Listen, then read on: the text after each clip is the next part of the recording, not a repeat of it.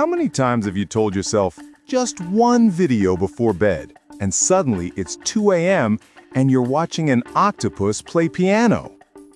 According to Data Reportal, the average person spends 2 hours and 24 minutes daily on social media, or an entire month every year.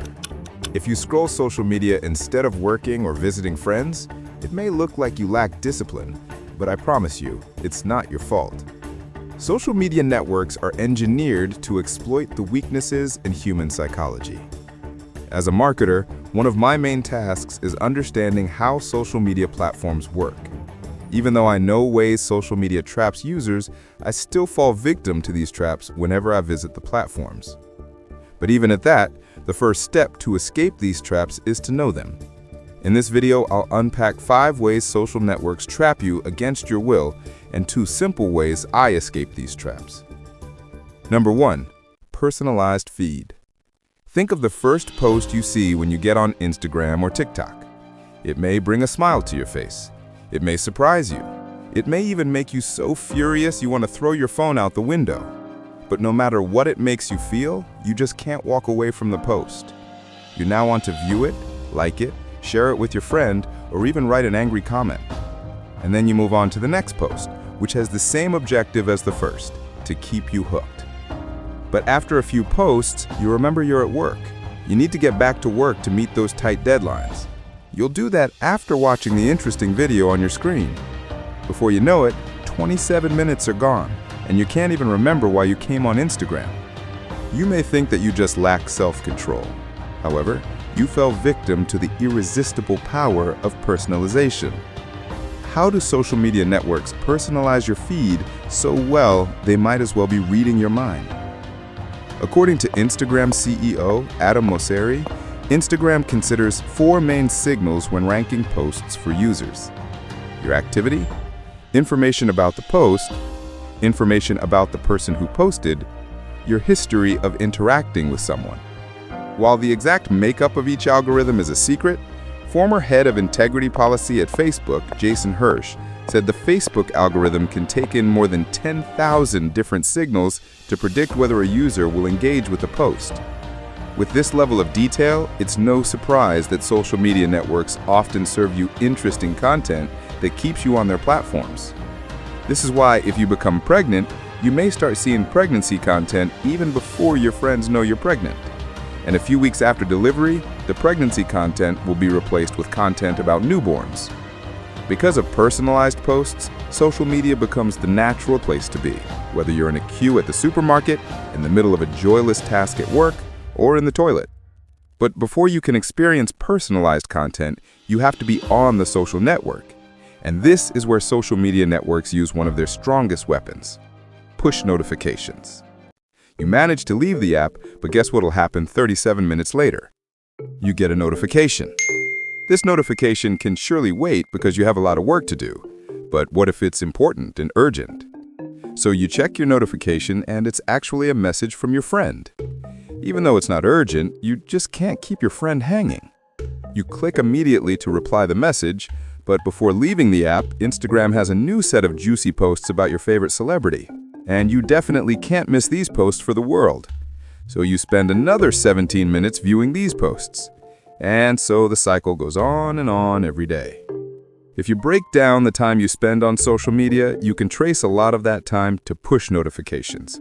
Whether you're at work or in conversation with a friend, push notifications interrupt and demand your attention immediately. Your friend just shared a new post. Taylor Swift shared a video. 10 people dropped comments on your last post. Push notifications drive your fear of missing out to the limit, and you just have to see it on the app. At this point, it's no longer a question of whether you'll click the notification, but a question of how fast you'll click it. On the surface, notifications just tell you about a post or an interaction. However, something sinister goes on below the surface. The job of notifications is more about getting you back on the platform than notifying you about an important post. Once you get on the platform, you'll likely engage with other posts after seeing your friend's post. If visiting social media is a habit, notifications are a common trigger. Without notifications doing their job, it's difficult for the other mechanisms to trap you. But once notifications get you on the platform, you have to face another mechanism that wants to keep you forever. This leads to the third mechanism: infinite scroll. Once you land on Facebook, Twitter, or any other social network, you can scroll for the next 24 hours without running out of content. As you scroll, there's more unfinished content to see, and there's no stopping point to let you think. Imagine eating for hours and never feeling full. But in this case, the food is for your brain rather than your tummy. In 2006, Azer Raskin invented the infinite scroll, changing how people consume content. Since then, social media platforms have adopted it to deliver content to billions. An infinite scroll has worked so well that many social media users now engage in zombie scrolling, where they mindlessly scroll through social media for long periods without a purpose. But why does infinite scroll work so well? Two main reasons. Infinite scroll reduces the friction and decision-making involved in seeing social media content. When scrolling never stops, you can forget to ask, should I consume more content? Another reason is that infinite scroll makes you less aware of the amount of content you consume. If you have to click to the next page with 30 posts on a page, you'll get a mental picture that you've seen 60 posts at the end of the second page. This makes you conscious of your consumption habits and can help you leave the platform. However, infinite scroll makes you feel you've seen 10 posts when you've actually seen 50. Because of this weaker perception, you'll likely spend more time scrolling. But why do you keep scrolling even when you don't always see content you like? The answer lies in the next weapon used by social media: intermittent rewards. Even though social media platforms understand your interests, they don't always recommend posts you enjoy. In fact, they can recommend posts that seem like a waste of time. But this wouldn't drive you to leave the social media app, because sometimes you find an unforgettable post that makes you laugh, cry, or change your perspective about something. This post stays with you for days. If you stay off social media, where will you find these interesting posts that make you feel great? This is the power of intermittent rewards. In 1948, B.F. Skinner trained rats to press a lever to get food. Once the rat pressed the lever, the Skinner box would release pellets of food. Then, Skinner modified the box to only release food at random intervals. This drove the rat crazy and made it hit the lever more. The closest application of this is the slot machine, where people lose most of their time and money but keep playing in the hope of winning that random big reward. And they keep playing for so long that they urinate on their seats rather than stand up and risk missing their big win. According to ex-Google design ethicist Tristan Harris, addictiveness is maximized when the rate of reward is most variable. But how does this affect you since you never play slot machines? Social media is a slot machine in your smartphone. Every time you visit a social media network, you hope to find an interesting post as a reward. And the more you visit social media, the less sensitive you become to what seems interesting. This means you have to visit social media more frequently to get that reward. And the loop gets you addicted like someone using crack to get a high. Now let's go over the last point before we explore how to escape these attention traps. Number 5. Autoplay. Once you land on Instagram, TikTok, or YouTube, a video starts playing. This happens without you scrolling or clicking anything. From the first second, these platforms start engaging you. And since they understand your interests, the first post will usually be the most irresistible. But beyond the first post, all other video posts will play.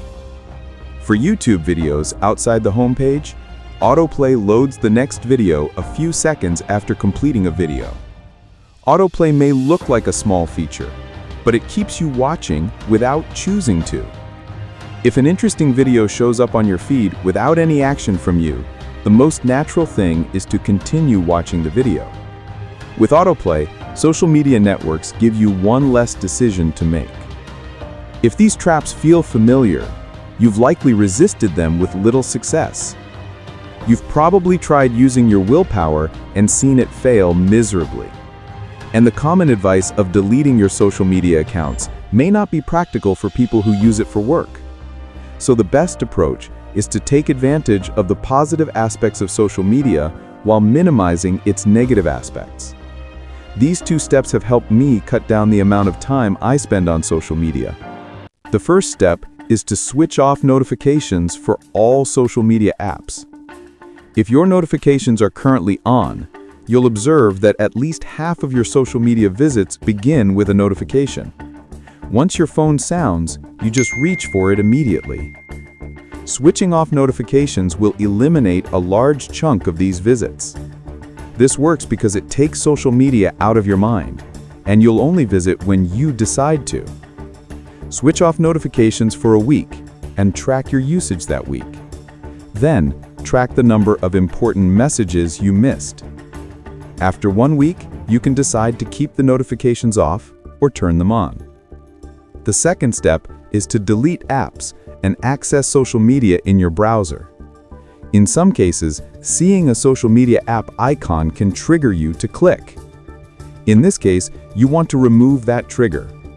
For example, I only visit Twitter in a browser because it's my biggest weakness among the social media platforms, and doing this has reduced my weekly visits to the platform. Cutting down your social media visits needs more than willpower. You have to remove triggers and create barriers between you and these platforms. This can be as simple as removing social media app icons from your home screen. So, when next you visit social media, watch out for these traps and take steps to escape them. Let your social media visits and content consumption be on your terms rather than falling victim to a trap. If you found value in this video, you'll find value in the next one on your screen.